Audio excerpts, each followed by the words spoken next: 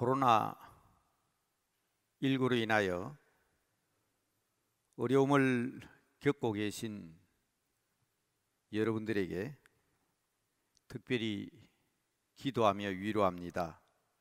성령님께서 함께 하셔서 속히 쾌유되시기를 기도합니다. 또 이 기간 동안 세상을 떠난 분들이 계십니다. 별안간 코로나로 인하여 세상적인 말로 유명을 달리하신 분들, 정말 가족들에게 깊은 애도를 표합니다. 서두에 이 말씀을 드리는 것은 이 시간 하나님 앞에 나와 예배드리는 우리들, 지금까지 살아있는 우리들의 이야기를 먼저 하려고 합니다. 여러분, 살아있음을 감사하시기 바랍니다. 우리의 생명이 지금까지 여기까지 살아있어서 하나님 앞에 예배드리고 활동할 수 있다는 사실 자체에 대해서 감사하는 여러분들 되시기를 바랍니다. 저는 어려서 하도 시골에서 자랐기 때문에 저희 동네 뒷산에는 큰 절벽들이 많이 있습니다. 길이 없지요. 절벽에는 길이 없습니다.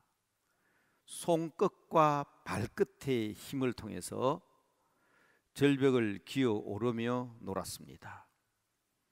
그런데 그 절벽 맨 꼭대기에 보면 소나무가 한 그루 있었는데 그 소나무 뿌리가 어떻게 뿌리를 내렸는지 제법 큰 소나무였습니다.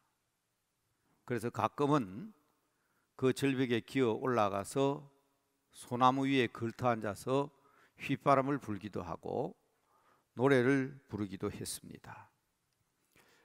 지금 가만히 생각해 보니까 그게 얼마나 위험하고 무서운 일인지 모르는데 그때는 그런 생각을 아예 하지도 못했습니다. 절벽 끝에 있는 소나무에 걸터 앉아서 내려다보는 그 기분을 생각해 보시기 바랍니다. 상쾌하지요. 짜릿하지요. 저는 그렇게 놀면서 자랐습니다. 그런데 그게 하나님께서 살려주신 것이구나 하고 느낀 것은 최근입니다. 전혀 그런 것을 의식하지 못하고 살았습니다. 함께 자라던 친구들이 한 명, 두 명 세상을 떠나고 지난 주일에도 제 친구 한 명이 세상을 떠났습니다. 가만히 생각해 보니까 어린 시절에도 아침에 일어나면 염소나 소를 산에 몰고 와서 산 위에 올려놓고 학교 가거든요. 근데 제 친구 한 명이 아침에 산에 소를 놓아놓고 바로 내려왔으면 될 텐데 바위 위에 걸터 앉아가 까딱까딱 하다가 그만 바위가 밑으로 굴러 떨어져서 세상을 떠난 친구가 있었어요. 그때만 해도 예사로 생각했습니다. 근데 그게 아니잖아요. 서울에도 교통사고라는 것이 있었지만 제가 살았던 동네는 동네 이름까지도 산내면입니다. 매산자 안내자. 그리고 저희 동네 이름은 용암입니다. 용바위 마을이다 그 말이에요. 그러니까 앞뒤 산에 온통 절벽과 바위로 가득 차 있습니다. 물론 친구 중에는 뇌염에 걸려 죽은 친구도 있고 학교 가다가 신장로가 자갈길로 돼 있잖아요. 추럭이 지나가면 막 먼지가 일어나요. 그런데 그때만 하더라도 경유잖아요. 그 차가 지나면서 매연 그 냄새도 모르고 막 따라가다가 뒷바퀴가 돌을 튕기니까 그 돌에 맞아가지고 머리를 크게 다쳐서 아직도 살아있지만 제 친구 가운데는 불구자로 지내는 사람도 있습니다. 제가 이 얘기를 하는 것은 이런 과거가 있음에도 불구하고 몰랐습니다. 내가 이렇게 건강하게 오늘날까지 살아있다는 것이 하나님의 은혜라는 것을 생각하지 못했다는 것입니다. 시작부터 이렇게 끔찍스러운 얘기를 하고 있는 것은 오늘날 지금 이 시대도 예외가 아니지 않습니까? 지금 백신이다, 예방주사다, 치료제 개발이다 하지만 지난 1년 반 사이에도 코로나19라는 바이러스의 침략을 받아 죽은 사람이 얼마나 많습니까? 게다가 교통사고, 좀 살아보겠다고 병원에 갔는데 의료사고로 죽은 사람도 있고요. 산업재해. 어제도 뉴스에 보니까 소방관 아저씨가 화재 사고로 죽으셨더라고요. 지금도 중동 지역이나 아프리카에서는 자신들의 잘못과는 아무 관계가 없어요. 전쟁이나 내전으로 인해서 목숨을 잃고 가족을 잃고 그렇게 살아가는 사람들이 얼마나 많은지 모릅니다. 첫 번째 말씀드리는 것은 우리가 지금까지 이렇게 살아있다는 것이 사실은 하나님의 은혜지 않습니까? 여러분도 어린 시절을 한번 되돌아보시기 바랍니다. 물에 빠져 죽을 뻔한 사고도 있었고 위태위태한 사고들을 당하기도 하고 목격하기도 했습니다. 그런데 여러분, 이 시간 제가 묻고 싶은 것은 지금까지 우리를 살려두신 분은 누구인가 하는 것을 우리가 알아야 되겠다는 것입니다. 내가 지금 이렇게 살아서 하나님 앞에 예배를 드리고 주님 앞에 엎드려 있는 것은 하나님의 은혜 아니겠습니까? 그래서 서두에 제가 어려움을 겪고 힘든 일을 겪고 또 유족들이 있어서 그분들에게 먼저 위로와 함께 우리들은 지금 이 시간에 어떤 은혜를 받고 있는가 하는 것을 깨달아야 되겠다. 그래서 이 말씀을 드리는 것입니다. 우리 하나님은 말씀하십니다. 내가 너를 안다.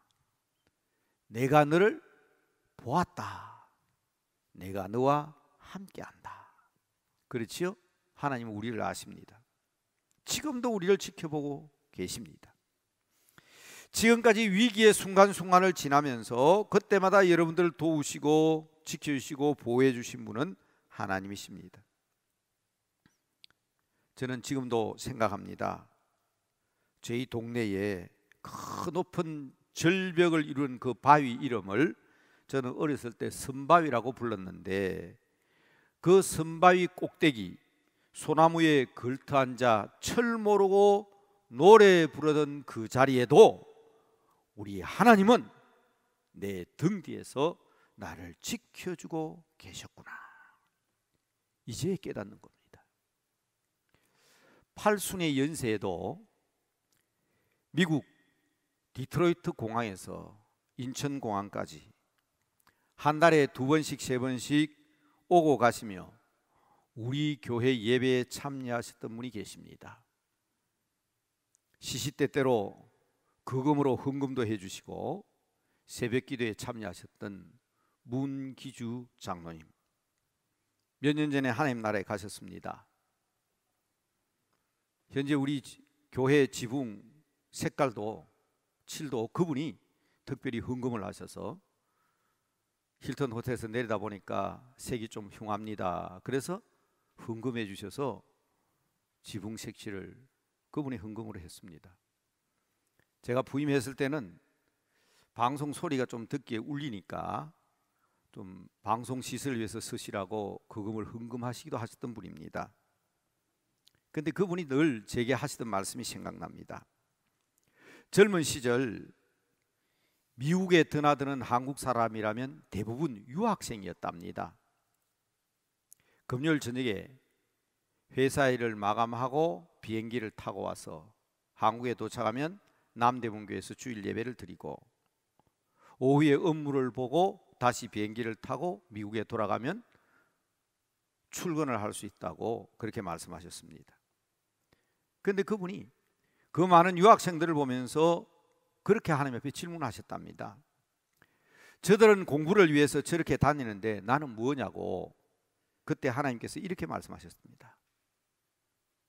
네가 중학교에 가고 싶어서 보리밭에서 울며 기도할 때에 내가 너의 기도를 들었다.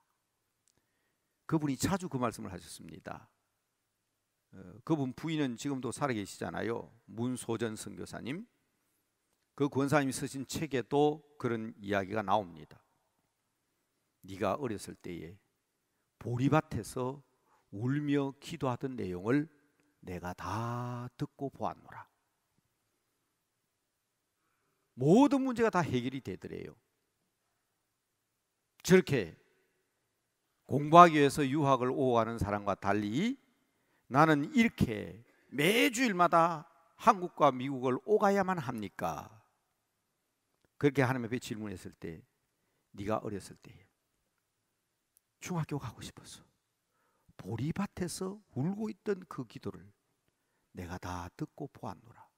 그 하나님이 지금 나와 함께 하시는데, 여러분, 지금 제가 이런 말씀을 드리는 것은 저의 어린 시절 이야기도 아니고 돌아가신 문 장로님의 어린 시절을 이야기하려는 것이 아닙니다.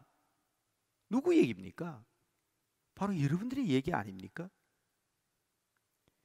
이 이야기는 바로 성도 여러분들의 이야기입니다. 힘들고 어려운 시절 나를 버려두지 아니하시고 나에게 다가와서서 말씀하시고 오늘의 내가 있기까지 이끌어 주신 분은 우리 하나님이십니다. 그래서 저는 오늘의 말씀의 제목을 그렇게 붙였잖아요. 아시고 부르시는 하나님. 우리의 기도를 다 들으시고 우리의 마음을 아시고 우리의 중심을 보시고 부르신 하나님입니다. 지금 본당에서 또 교회에서 예배 드리시는 여러분들, 바로 하나님께서 이 시간 여러분들에게 말씀하고 계심을 믿으시기 바랍니다. 지금 가정에서 영상으로 예배에 참여하고 계시는 여러분, 지금 여러분 안방에도 여러분과 함께 주님이 함께하고 계심을 믿으시기 바랍니다. 우리 교회에는 요양원에서 예배에 참여하고 있는 연로하신 어른들도 있습니다. 우리 권사님, 집사님, 하나님이 바로 여러분을 아십니다. 오랜 세월 누워서 마음 아파하며 기도하는 우리 집사님과 수발을 드시는 권사님, 의식은 말짱한데 몸이 말을 듣지 않아서 지금 재활 훈련 중인 우리 안수 집사님도 계십니다.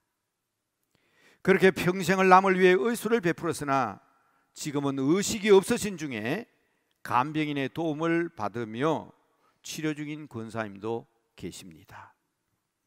2차, 3차 수술과 항암 치료에 지쳤지만 오직 주님만 바라보며 회복 중이신 우리 집사님들도 계십니다. 경제적인 어려움으로, 가정적으로, 또 자녀의 문제로 너무 힘들어하는 우리 성도님들도 계십니다. 그러나 이 시간 말씀드리는 것은 바로 지금 이 시간 우리의 예배를 받으시고 또 이 시간 여러분을 바라보시면서 하시는 말씀이라는 것을 확실히 믿으시기를 주님의 이름으로 축복합니다. 두려워하지 말라. 내가 너와 함께 함이니라. 놀라지 말라. 내가 바로 너의 하나님 아니냐. 내가 너를 굳세게 하리라. 내가 너를 도와주리라. 나의 의로운 오른손으로 너를 붙들고 있다. 누구누구의 얘기가 아니지요. 지금 바로 우리의 얘기고 나의 이야기입니다.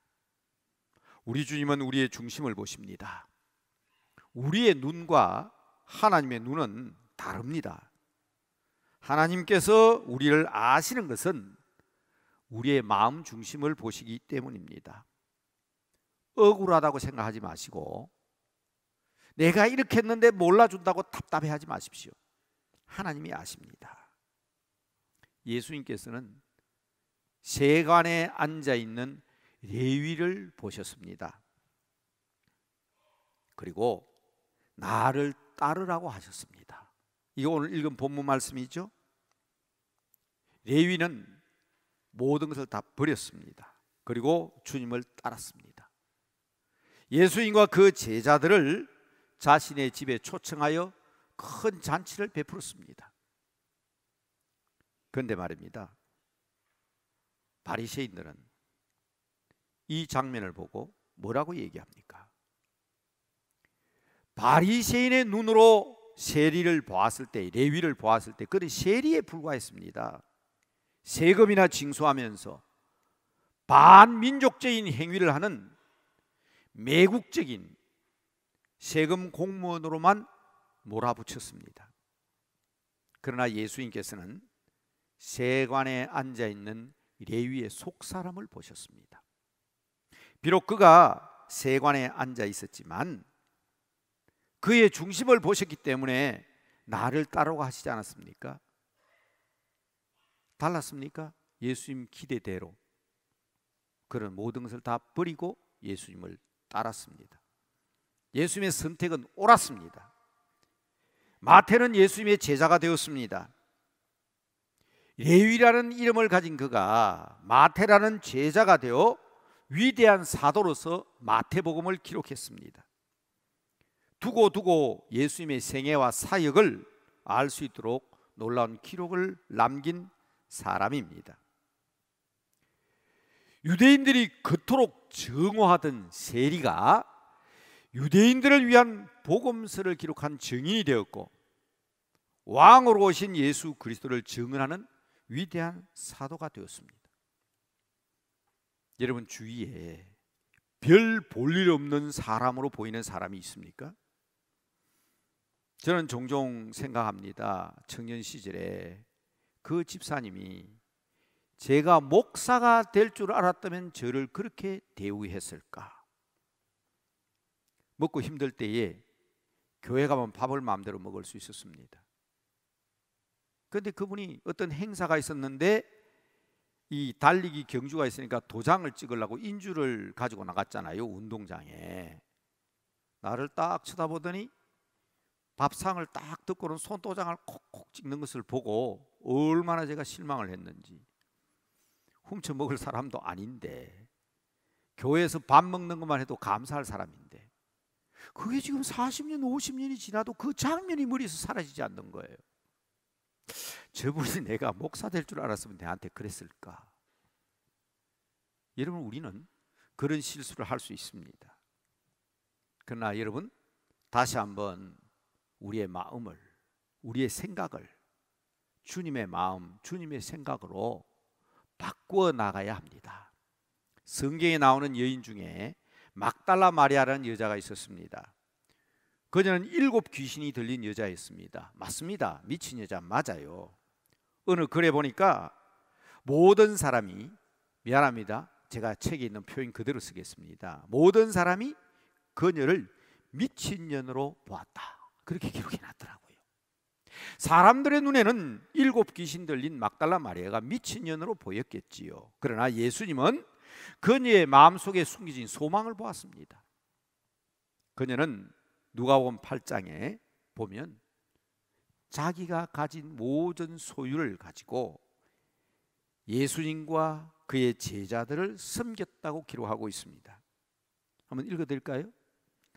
또한 악기를 쫓아내심과 병고침을 받은 어떤 여인들, 곧 7 귀신이 나간 자 막달라인이라고 하는 마리아와 헤롯의 청지기 구사의 아내 요한나와 수산나와 다른 여러 여자가 함께하여, 그게 7 귀신이 나간 자, 분명히 그렇게 되어 있죠. 막달라 마리아, 자기들의 소유로 예수님과 예수님의 제자들을 섬기니라. 소위 미친년이라고 불리던 7 귀신 들렸던 막달라 마리아는 부활하신 주님을 제일 먼저 만났습니다. 그리고 가장 먼저 부활의 소식을 전한 여인입니다.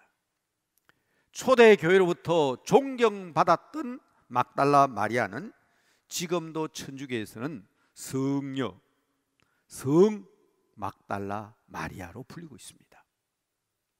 여러분, 우리의 눈으로는 볼 수 있는 그 이상을 볼 수가 없습니다. 지난주에도 제가 그런 말씀드렸죠. 시대적으로 함부로 속단할 수 없는 세대 차이가 우리에게는 있다고 말씀드렸습니다. 전후 세대, 이들의 가장 중요한 것은 이념입니다. 민주화 세대, 이들은 이런 사람이든 저런 사람이든 민주화를 얘기하면 다 좋다고 받아들입니다. 그러나 지금 젊은 세대는 디지털 세대입니다. 이들의 화두는 공정성입니다. 태어나면서부터 디지털 문화 속에서 자란 사람들입니다.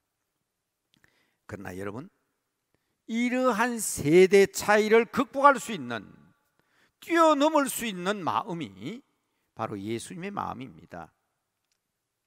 이러한 예수님의 마음, 하나님의 마음을 받아들이고 그 말씀을 그대로 선포하는 사람들을 우리는 선지자라고 합니다.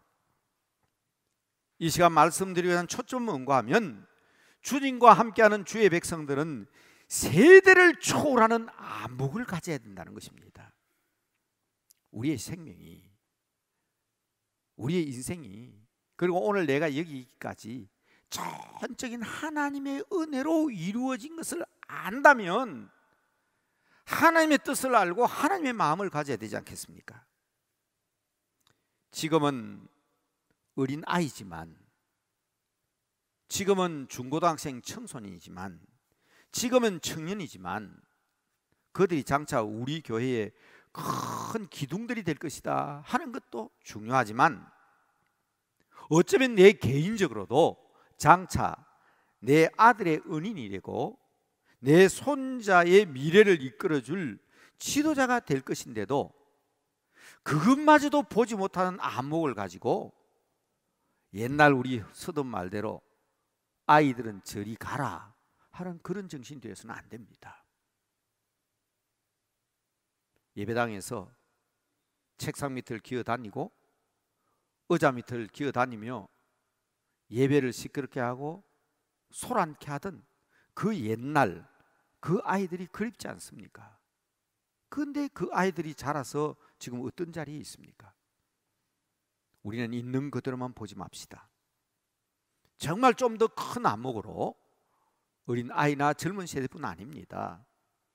내 옆자리에 앉아있는, 그리고 우리 집 주위에 있는, 나와 함께 생활하는, 볼 때는 노숙자처럼 보이고 내 눈에는 하찮은 사람들처럼 보일지 모르지만 주님의 안목으로, 선지자의 가슴으로, 정말 하나님 사랑하는 마음으로 세상을 바라보고 나아갈 때 미래가 있고 희망이 있습니다. 저는 지금 우리 당회와 연세대학교 이사회가 중요한 계획들을 의논하며 접촉하고 있습니다. 우리 원로 은퇴 장로님들에게만 일이 진행되고 있습니다 하고 보고를 드렸습니다. 때를 맞추어서 우리 교회를 감싸고 있는 힐튼 호텔까지도 신문에 보니까 큰 변화가 있다고 그러네요. 우리 눈에는 보이지 않습니다. 다만 말씀드리는 것은 하나님께서는 무언가 지금 하고 계십니다. 우리는 모릅니다. 알 수도 없고요, 알 방법도 없습니다. 그러나 우리 눈에 보이지 않지만은 무언가 하나님께서 우리를 위하여 분명히 일을 하고 계십니다. 우리들은 육신을 가진 자라 바리새인들보다 더 나은 눈을 가졌다고 볼 수는 없습니다. 그러나 여러분 아십니까?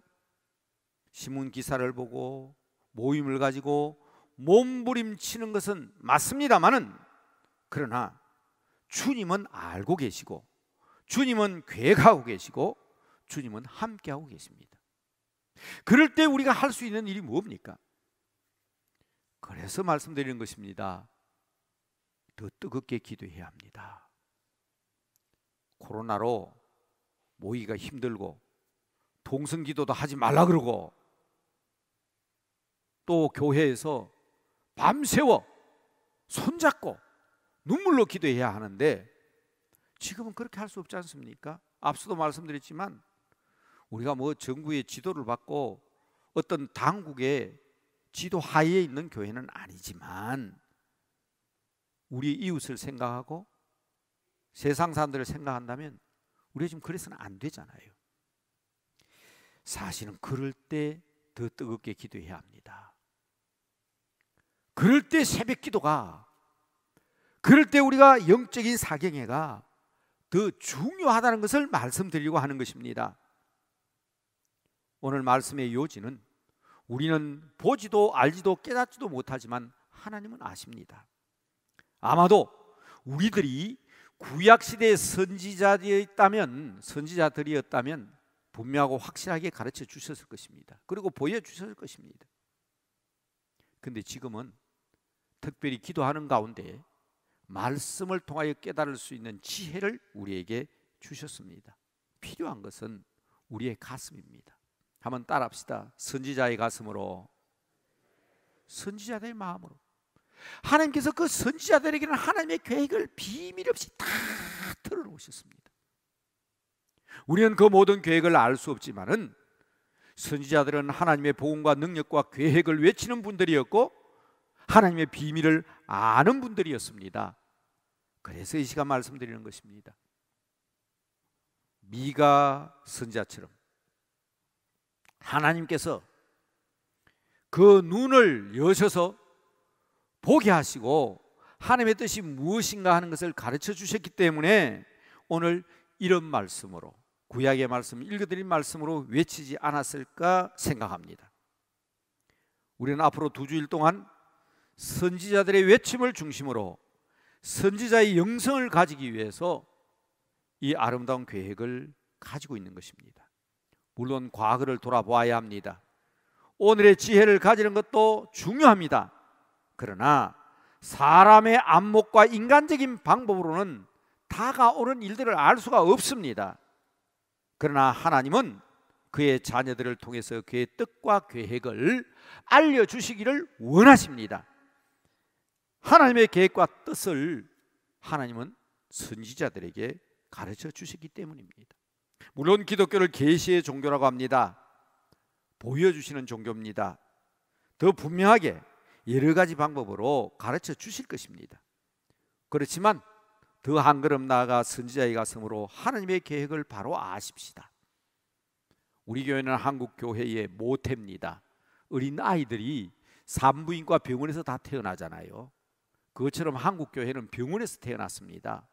제중원에서 태어났습니다. 1885년 6월 21일 최초의 예배를 드림으로써 한국 교회의 모태가 되게 해 주셨습니다. 그래서 우리 교회는 한국 교회의 어머니 교회다 그런 말은 쓰지 않습니다. 한국 교회 모태다 그렇게 얘기하지요.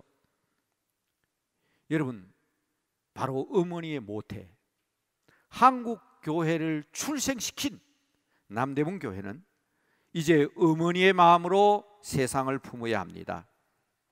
일반 계시는 자연 계시지만 특별 계시는 말씀과 성경이라는 것을 배웠습니다. 그 중에서도 예수님의 특별 계시는 하나님의 계시의 완성이라고 배웠습니다.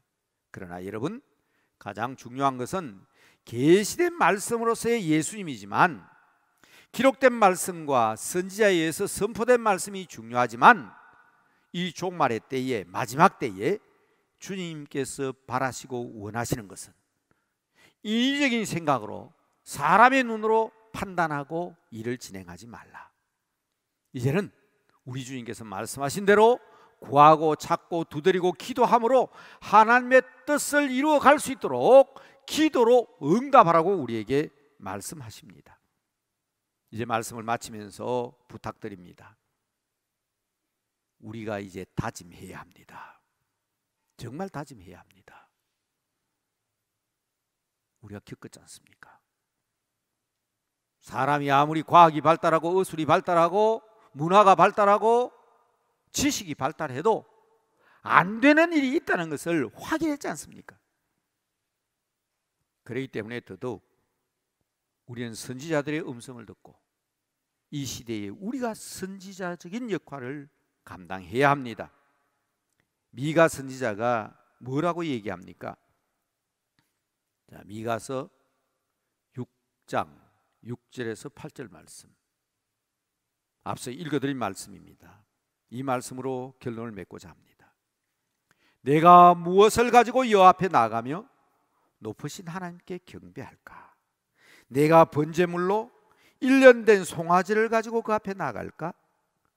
여호와께서 천천의 수양이나 만만의 강수 같은 기름을 기뻐하실까?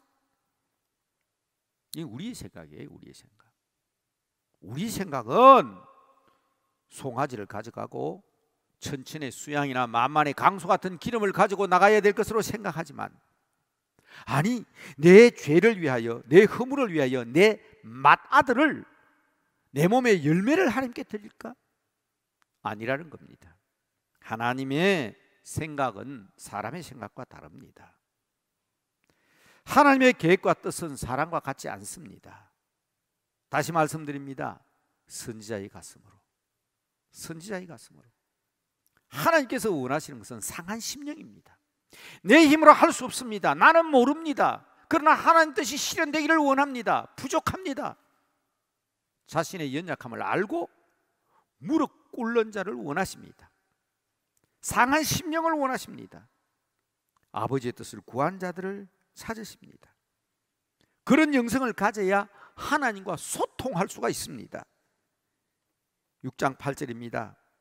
사람아, 주께서 선한 것이 무엇임을 내게 보이셨나니 여호와께서 내게 구하시는 것은 오직 정의를 행하며 인자를 사랑하며 겸손하게 정말 겸손하게 내 하나님과 함께 행하는 것이 아니냐. 사도 요한이 계시록을 썼습니다. 선지자들에게 전한 복음을 비밀이라고 그랬습니다. 비밀. 하나님이 그 종 선지자들에게 전하신 복음, 그 비밀, 그것이 이제 이루어질 때가 되었다고 말씀하십니다. 계시록 10장 7절이죠. 일곱째 천사가 소리내는 날, 그의 나팔을 불려고 할 때에 하나님께서 그의 종, 그 다음 말이 중요하죠. 선지자들에게 전한 복음과 같이. 그러면서 뭐라 그랬습니까? 하나님의 그 비밀이라고 했어요. 하나님의 그 비밀. 우리는 그 비밀을 알고 있는 사람들이 돼야 하고, 또 천국 가는 그 비밀을 알고 있는 사람들입니다. 우리를 캄캄한 죄에서 불러내어서 이 비밀을 가르쳐주시는 하나님이십니다. 그 복음 안에 사는 우리들, 선지자의 가슴으로 이 비밀을 아는 우리들이 바로 선지자이기에 이 아름다운 뜻을 이루어갈 수 있도록 더 큰 비밀을 우리 교회와 우리 가정과 우리 자녀들을 통해서 이루어갈 수 있도록 확신하며 기도하는 기회가 되자는 것입니다. 말씀을 마칩니다. 기도 제목 확인하시기 바랍니다. 우리 하나님께서, 우리 주께서 우리를 그렇게 인도해 주실 줄로 확신하며 기도합시다. 오늘 말씀 전한 것은 요약하면 간단하게 세 개입니다. 세 가지. 첫째는 하나님께서 우리와 함께 하셔서 살려주셨습니다. 오늘 여기에 있게 해주셨습니다. 그러므로 우리의 삶이 어떠해야 될 것인가를 다짐해야 할 것입니다. 두 번째로는 하나님은 우리의 모든 것을 다 아시는 분이십니다. 우리의 죄도 알고 있습니다. 우리의 부족함도 알고 있습니다. 우리의 허물도 아시는 분입니다. 그러나 레위를 부르시고 7 귀신 들렸던 막달라 마리아를 부르신 우리 주님께서 우리를 부르셔서 치유해 주시기를 원하시고 고쳐 주시기를 원하시고 새롭게 되기를 원하십니다. 이것이 두 번째 주제입니다. 세 번째로는 그러므로 우리의 눈이 열려져야 합니다. 세상 사람들과 같은 안목으로 세상 사람들 같이 다투고, 세상 사람들 같이 시기하고 질투하고, 세상 사람처럼 좌절하고 그럴 것이 아니라, 이러한 상황 가운데서 긍정적인 믿음으로 영안을 열어서 신령한 것을 바라보고 하나님의 거룩한 그 나라를 위해서 주의 뜻을 이룰 수 있도록 기도하는 사람이 되어야 되겠다. 어렵지 않죠? 세 가지로 간단하게 요약해 드렸습니다. 화면에 나와 있는 요약된 기도문을 보시고 잠깐 이 시간 기도하겠습니다. 다 같이 기도하십시다.